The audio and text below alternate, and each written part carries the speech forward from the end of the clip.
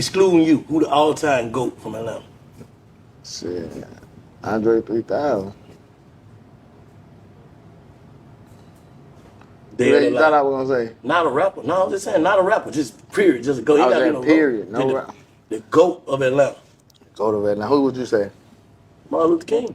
Okay. Okay. Shit.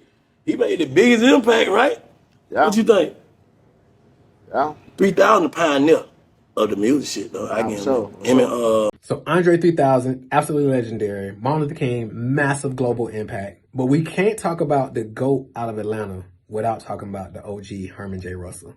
I'm just being real. I'm curious of your thoughts, but Herman J. Russell, absolutely legendary. If you're not sure who that is, like Herman J. Russell literally built the city of Atlanta. He got a book called Building Atlanta. He literally built the city of Atlanta. I mean, the airport, the schools, the Coca-Cola building. I mean, crazy. And the cool thing is, while Martin Luther King was actually out marching for rights, and he used to get locked up with like hundreds of people who was out protesting, Herman J. Russell actually was the one who actually came and cut the check and bonded all of them out, like GOAT status. So he actually ran, so Martin Luther King never could walk. That's crazy, right? And he also funded the campaign for Maynard Jackson, who actually became Atlanta's first black mayor. He actually funded like a secret, behind the scenes fundraiser and all that to actually help him actually get landed into office as well. And of course, they, went on to do the airport. So they did all the paving and everything, even the MARTA rail station. So if you ever rode the MARTA, you've actually rode on some of the legacy that Herman J. Russell built in Atlanta as well. So when you think about the airport, you think about the MARTA, you think about the underground Atlanta, you think about the Coca-Cola building, you think about schools and housing all over the city, like all the legendary projects and all that. Like Herman J. Russell and his company built it. And one of the most successful black-owned